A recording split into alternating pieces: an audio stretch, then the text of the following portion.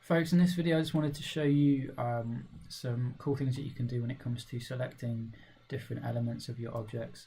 If you've used Maya for a little bit of time now, you'll have noticed that it is quite easy to grab faces that you didn't intend to. So you're almost selecting through and grabbing things from behind that you didn't want. So let's say I only wanted to select these top ones. I come around and rotate it, and actually look, I've grabbed these bottom ones too. It's very easy to do.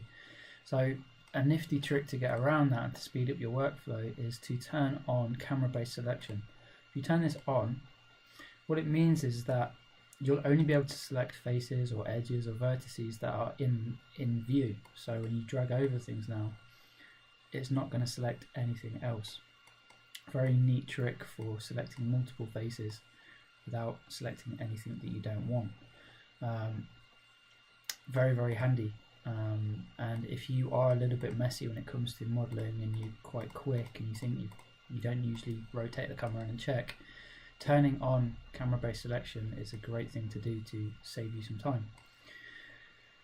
The other thing you can change is to drag. So what this will allow you to do is drag over faces and select them that way.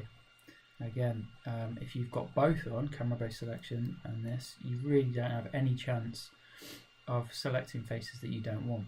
So this is a really nifty way to just make sure that you're only selecting those things that you really want. And as I mentioned, that works in vertex mode too. So if you click and drag over those, you can quickly pick just those and it's not selected anything else. Okay, the last thing I wanted to show you is symmetry. So when it comes to modelling things such as weapons or characters, sometimes it's quite nice to turn on symmetry. This works best if you leave your object right in the middle of Maya, because all of the symmetry tools work around the center point of Maya, or the center point of the object.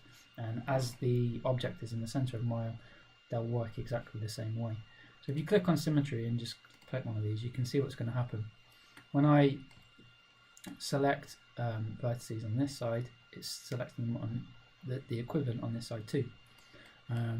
So I don't know, let's say I've got these faces, I've got it on camera-based selection, and I just want to select those. So you can see that because I've got it on symmetry, I can make adjustments, I can be editing and doing whatever I want to do, and it's going to mirror it and make the same adjustment on the other side. So again, a nice tool to use, and those different symmetry modes will affect whether it's across the X, Y or Z axes.